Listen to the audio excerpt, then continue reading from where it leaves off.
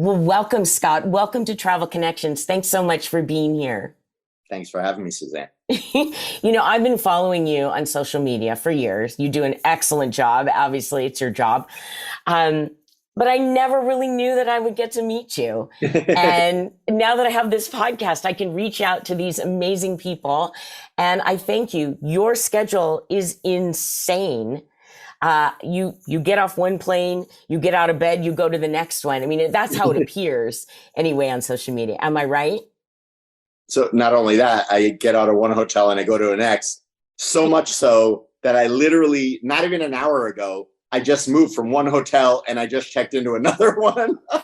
And then we're going to talk about it later, but then you're leaving on this magnificent trip in just a couple days, or in a couple days, I guess it is. Yeah, this next trip is going to be ridiculous. Oh my God. All of your trips are ridiculous. Sorry, dude. I just love what you do and your adventures are insane.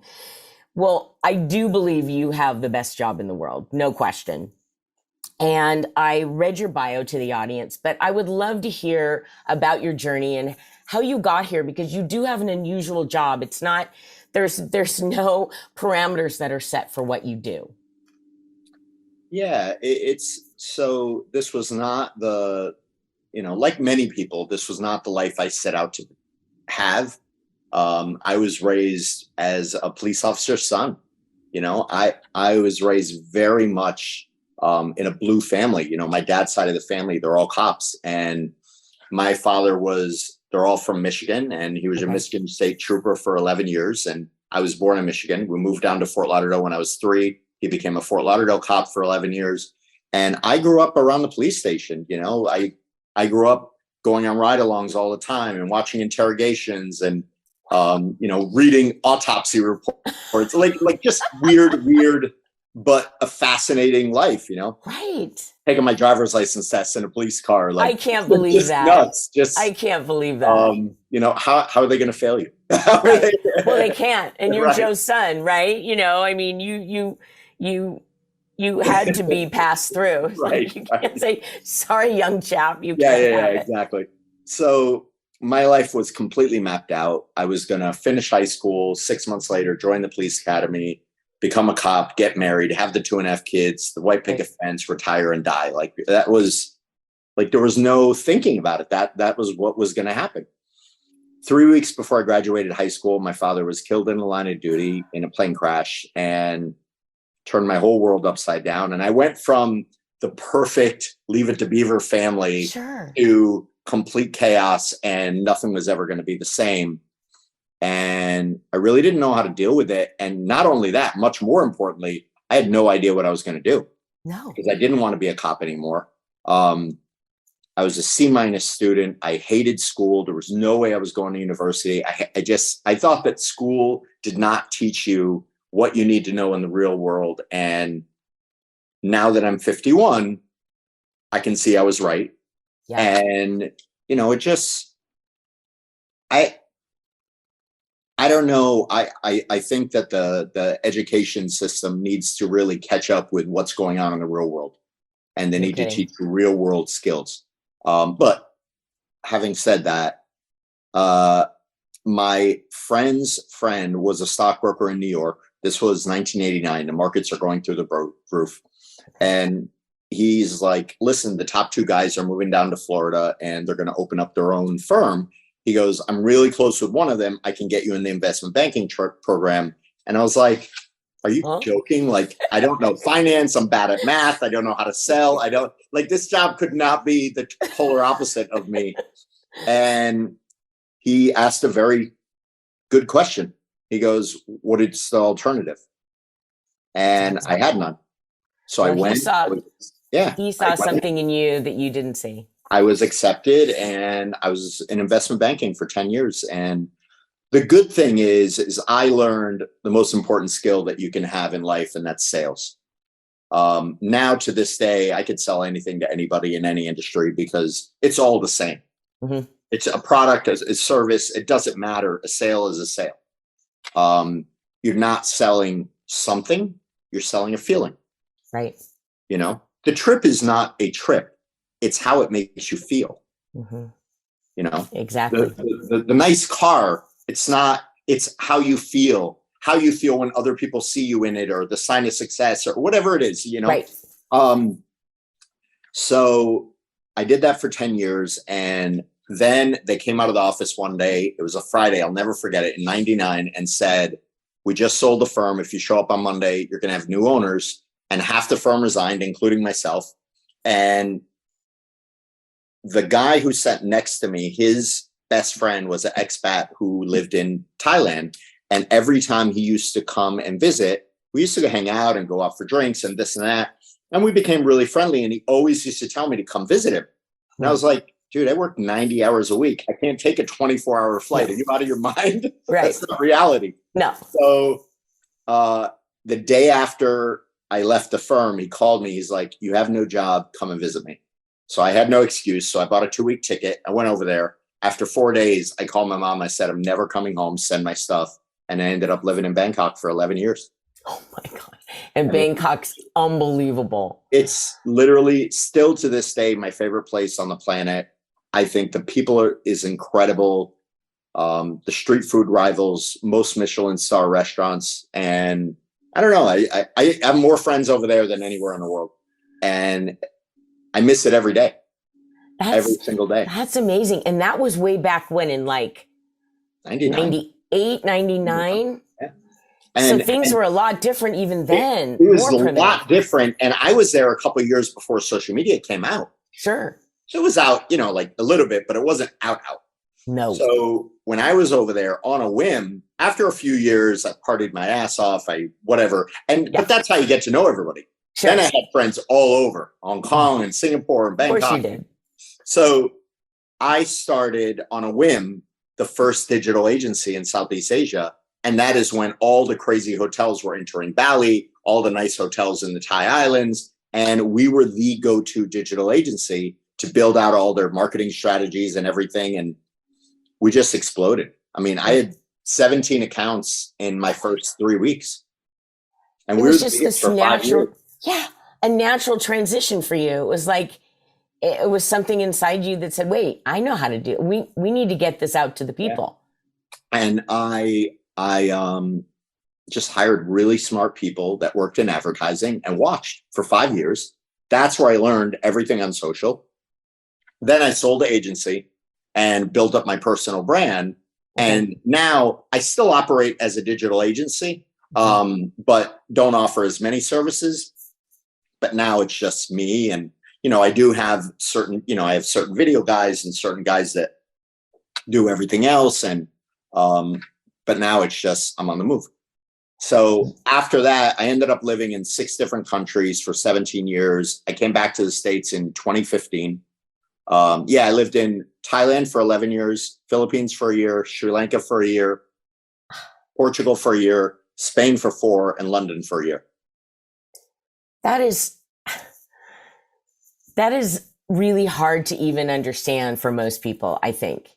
How did it feel coming back to the United States? I hate it. I hate it. Yeah. Because I don't think people in this country realize what they have. No, they don't. We're a very entitled country. And, I know people with nothing in other countries that are the happiest people in the world. And here we have everything at our fingertips 24 hours a day, and you're just miserable. Yeah. I'm not a fan of the mentality here. And you don't know that until you get out there. Exactly. You really don't know. So you can't like get mad at an American if they don't feel the same way as you, because they don't understand. I didn't understand until I was 29 and I started traveling. Right. I didn't leave the country until 29. Right. I mean, I left the country because my mother was born in Jamaica. So I always traveled, but not travel. Like what I'm doing now is like ridiculous. Now I do 20 countries a year. It's just dreamy. It's just dreamy. It's insane, but it's dreamy. And you're bringing people in. That's what you do so well, is you bring people into what you're doing. And it's so authentic, so they can get a feel. What does it really feel like when you're in Antarctica? Or, let's talk about some of these epic destinations you've just come back from. It was Ireland and Alaska and Antarctica. And I know there's more. Tell me a few little stories about those destinations. Had you been to any of them before? So Alaska, this was my fourth time or fifth time. The first time I went there, I went to a fishing lodge, and it's called Bear Trail Lodge, and like very small. And I went there for the salmon run, the Sockeye Salmon Run, which is the biggest salmon run in the world. And it was unbelievable. Oh, Like I bet. we're sitting there walking down the side of a stream. There's salmon hitting my ankles. Like there's so many, like it's so ridiculous. And I'm with a guide, and you can see this video if you scroll back on my TikTok. I have this video, and I'm walking, and I look behind me, and there's like 4 bears in the distance, and in front of me there's like 3 bears, and I was like, dude, there's bears all around us. He goes, oh, don't worry. He goes, they're here for the salmon. They want the salmon more than they want humans. I was like, wow.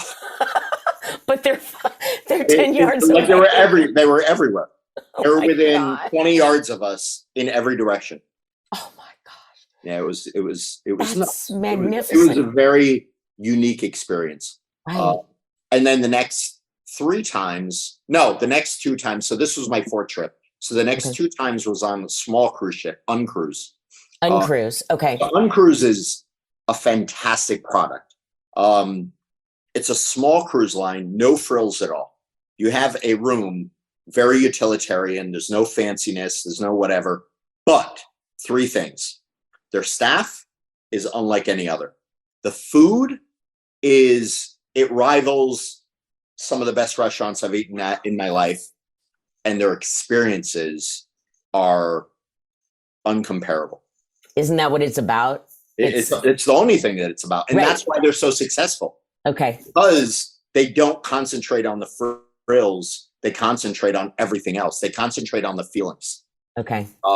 So yeah, Dan Blanchard, I think, is the guy, and they've been operating for a while. And so Alaska with a small cruise, it's definitely the way to go, because you can get up close and personal with glaciers. You can go down these nooks and crannies that you just can't get with the big ships.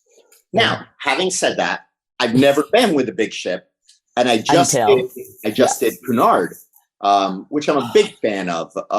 I've done Cunard 3 other times, but always transatlantic, New York to London, because that's what they're known for. The QM2, it's an experience. It's the ocean liner. It's not a cruise ship. It's unique. But this was the first time I did a different destination, and I was like, let's test it out to see what Alaska's like on a big ship. You do the same route as the other big ships, but the excursions are very unique. So I did dog sledding for the first time on top of the glacier. I did helicopter rides over glacier. Like it was incredible. I saw video of the bald eagle experience. Oh, I am a huge fan of bald eagles. We have them here. I live at Lake Washington outside of Seattle, and we have tuna nests that I watch all the time. But you had, oh my gosh, I couldn't believe your experience. It was a surprise. Okay. I had no idea. They came out of nowhere. So it was, have you ever seen the show Deadliest Catch? Yes, I have. Okay. I actually don't watch it, but I went back and watched the video. So evidently in season 2, there's one ship, the one ship that I was on, actually, the exact ship, got hit with a rogue wave and took it out of commission. It almost sank, big issues. So now that ship is used to give tours, and they explain the whole crabbing and the whole, the whole process. Right. So we went out and they dropped the baskets, and they showed how they bring it up and this and that. And the eagles know what they're going for. Sure. And all of a sudden, I mean, when I tell you we were surrounded, like I've never seen, I don't think total in my life, I've seen that many eagles in my whole life. Right. All in one spot. There had to be, I don't know, like 30 would be a conservative account. There very well could have been 40 or 50. Oh my God. I mean, it was unbelievable. There's such a unique specimen, and to see them all and in one place like that, it's a miracle. The boat. They were huge. I mean, normally you see an eagle, they're like yeah, look over there, 14 miles to the north. Sure, And, sure. and they look like this. Yeah. They're up close. They're like, oh my God, you're looking eye to eye to it. They're It was so unbelievable. beautiful. It was crazy. That is super cool. So ultimately, did you decide that the luxury experience is also a fantastic way to see Alaska? It is different. Okay. I don't think that the small ships are for everybody. Yes. I don't think that the big ships are for everybody. That is why both are successful. Mm-hmm. That's why Uncruise does the business they do. That's why Cunard was sold out. Right. So, you know, right. Whatever floats your boat. Listen, it's like saying, you know, which one's better, a Courtyard or a Ritz-Carlton. Mm-hmm. Listen, if there was one better than the other, why would the other exist? Exactly. You need different things at different times. Well, you do. People like to travel different ways. Well, they do. And, you know, since the pandemic, and I wanted to talk a little bit about what you did while we couldn't travel. I've noticed shifts in travel. You know, I mean, the national parks are overflowing. People are doing more road trips. They weren't traveling to Europe. But now I've heard this new term, revenge travel. Yeah. Have you heard that? Yeah. I mean, it's real, you know, like, and it is real. You know, they come up with PR terms. They come up for everything. I know. But in reality, people have not been able to travel for 2-3 years. And I'm still talking to people, even though, listen, the pandemic, it's over, but it's not over. And, you know, however you want to look at it. Correct. But I still talk to people all the time that are saying, this is my first trip in 3 years. I know. So, you know, I traveled. Listen, I was grounded, seriously grounded for 7 months doing zero. Right. But then I started doing road trips and Mexico opened and, you know, I started doing things. But for the average person, you were screwed for 2-3 years. I know. Well, you know, it's interesting. Our daughter. Some countries are still strict. Yeah. And, you know, you're waiting like Japan. You know, I think we can get into Japan now, but I've been waiting for quite a while to get back over there. But I was actually at LAX where there was not one car outside the terminal as I was walking in. It was the eeriest, weirdest. I felt like there was an apocalypse somewhere and no one told me. It was so weird. Multiple flights during the like pandemic. that. Where I was one of 3 people on the plane. Right. And multiple times I was the only person on the flight. But Isn't they still had to make the route. Right. Because the plane has to go there. So Correct. They were like, yeah, sit where you want. Yeah. It was, you know, and we did at that point when I was traveling, it was early in the pandemic, you know, like June, July of 2020. Sure. We didn't really know, well, we still don't know as much as we need to. We had no idea. We didn't know where it was going. We didn't know how we were going to feel. We didn't know any of it. But so you just kind of hung on there during that time. And then where does Video Globetrotters fit into your world? That is a very cool experience for you. Yeah. So my publicist brought this to me probably 6 months before the pandemic, and we agreed.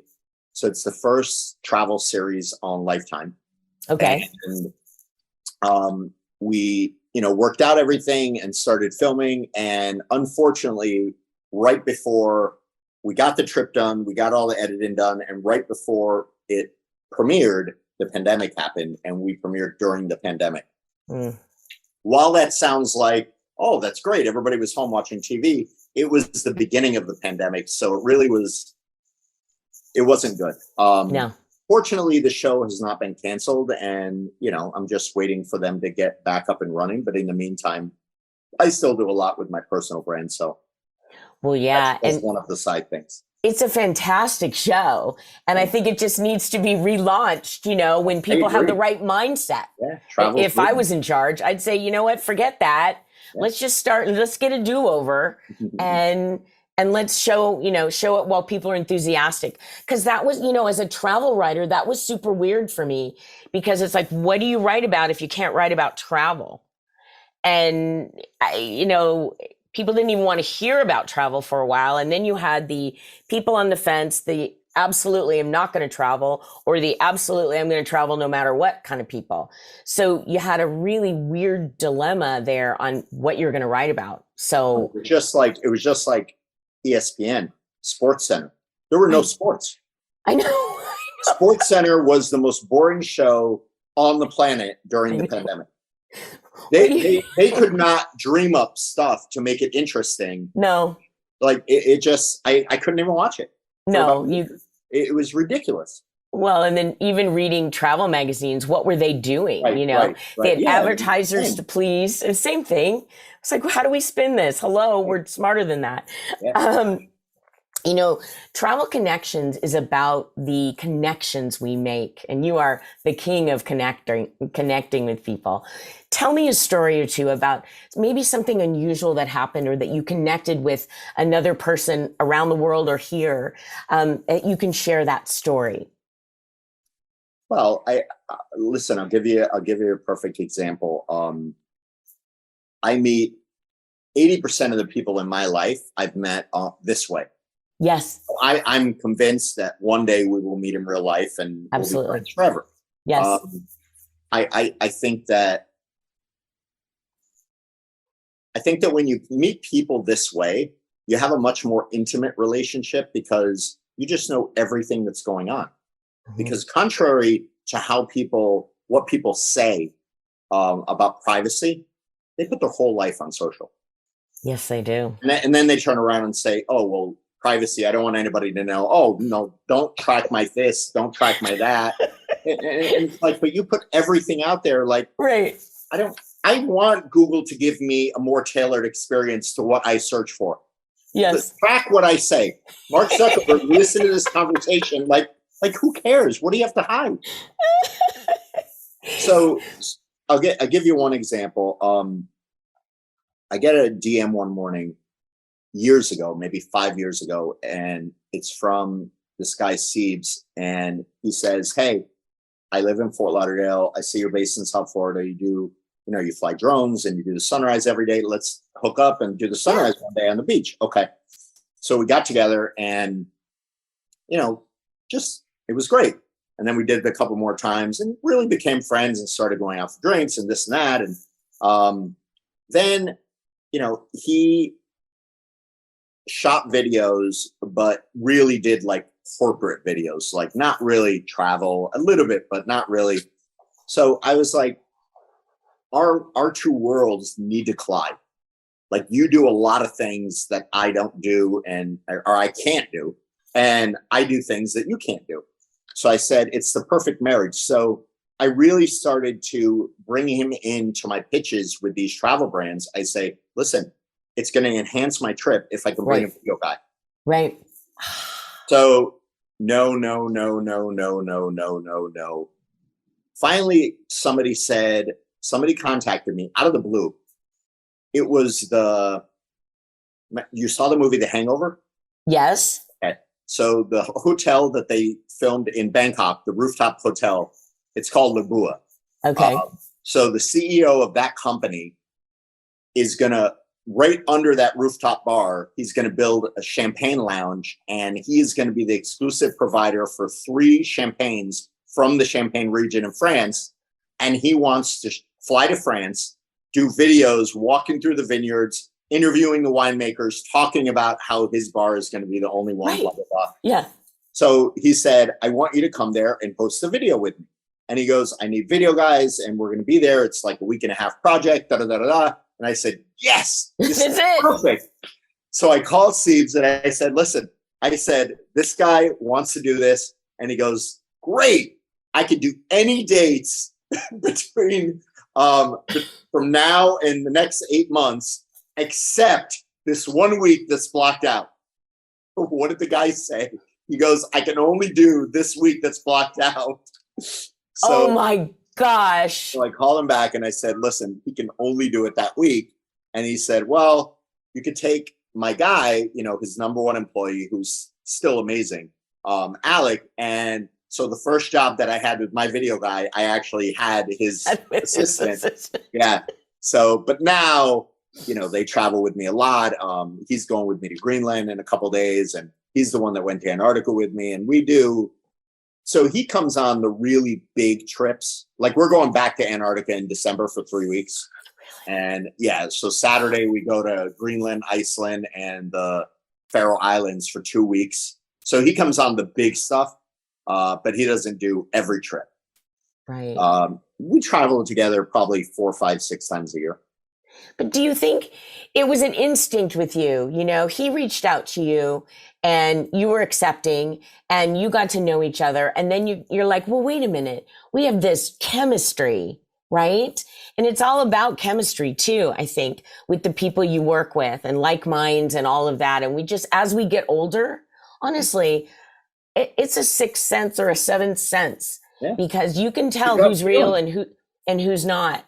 And I think it's wonderful. I've seen it. And, you know, let's talk about, I have this love-hate thing with social media. And I heard you on a podcast recently and you're like, you got to be all in or all out. And I agree with that because social media does have its benefits. It has its negatives. And I think I just have to turn my head towards the things that bother me or what they're showing me or whatever, go in, show what I wanted to share and then move on.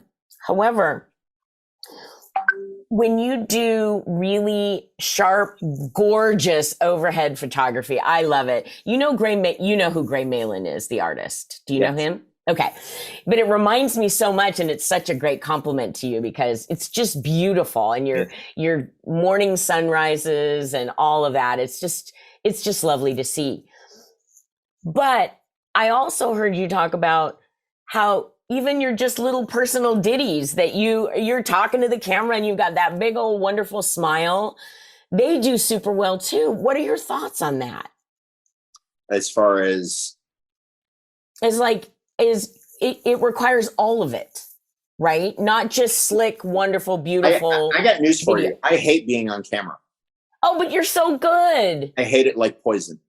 Don't. Having said that, it doesn't bother me. I've never liked being the center of attention.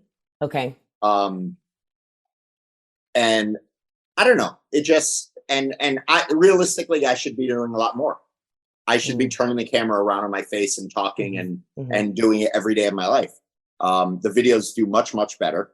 When you humanize a product, it doesn't matter what the product is. They always do better because people can relate a lot more with humans than they can with a beautiful image or a beautiful photo. Right. It is what it is. It's so interesting. You know, my first job was with J. Walter Thompson, and I did media planning, and I worked for Mexicana Airlines was my client. Oh, wow. And I'm it doesn't even exist. It shows you how old I am. And our choices were print, radio, TV. There were no other choices. But now there's so many choices. And we are both in a business where I think we enhance every single marketing plan. Absolutely. Because it, like you said, it humanizes it. What do you think the strengths are on what social media can do for a brand? Oh, I know. Every day it brings a brand to life. Yeah. You know? Yeah. As I said before, you never buy a product or a service, you buy a feeling.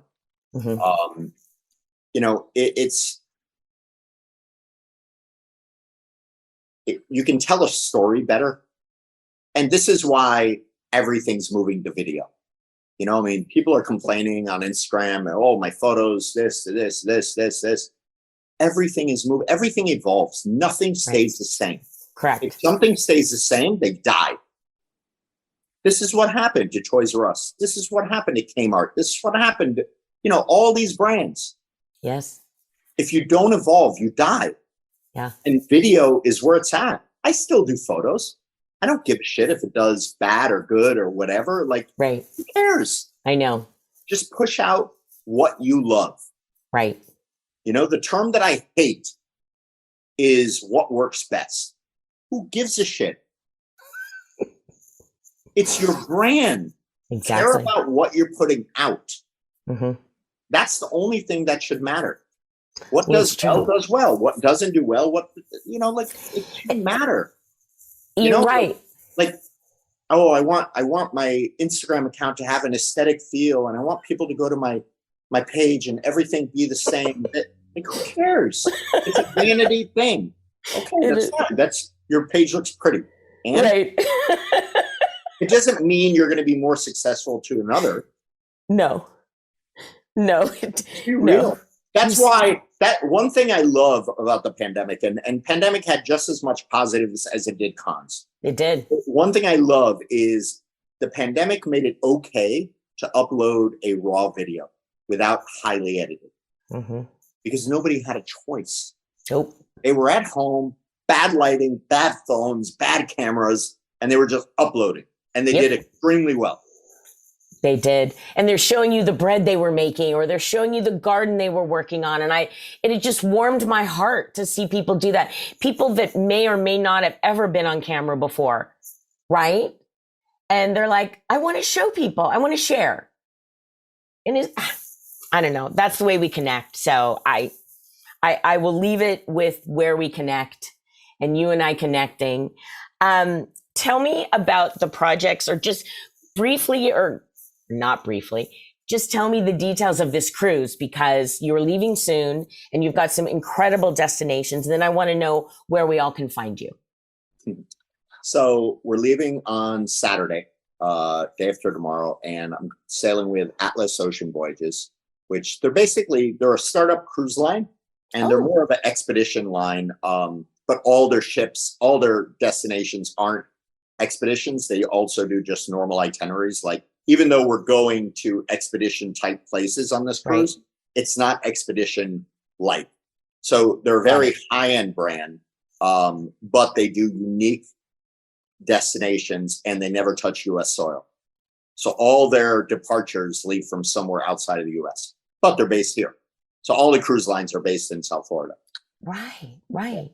Okay. And you're getting on 3 different ships? Are you doing back to back? I am doing 3 back-to-back 2-week cruises on the same ship. I'm never getting off the ship. Get out of town. Wow. So that is so cool. The first sailing goes to Faroe Islands, Norway, Greenland, and Iceland. The second one does Scotland, all over the UK, a couple islands there, Germany, Ireland, and a couple places in that region, the British Isles. And then the third one, it's a round trip to and from Hamburg, but we go all the way up the western coast of Norway, hitting every stop, every port along there. I think we hit like 9 different ports in Norway. So it's Norway immersive, like just a deep dive into Norway. That's super cool. Yeah. I love those itineraries. They're so unique. Yeah. And I don't think you're going to see tons of crowds, and you're going to have amazing adventures. Yeah. It'll be a blast. Well, last thing, where can people find you? So I'm Mr. Scott Eddy everywhere. That's my website. That's my social, and I'm active on every platform. Yes, you are. I also think is the most important thing. Right. Exactly. Well, Scott, you are delightful and so interesting to watch and talk with. And I do hope we meet in person. Absolutely. So thank you so much for coming on Travel Connections, and I hope to see you again soon. Yeah, absolutely. Okay. Thanks for having me. Thank you.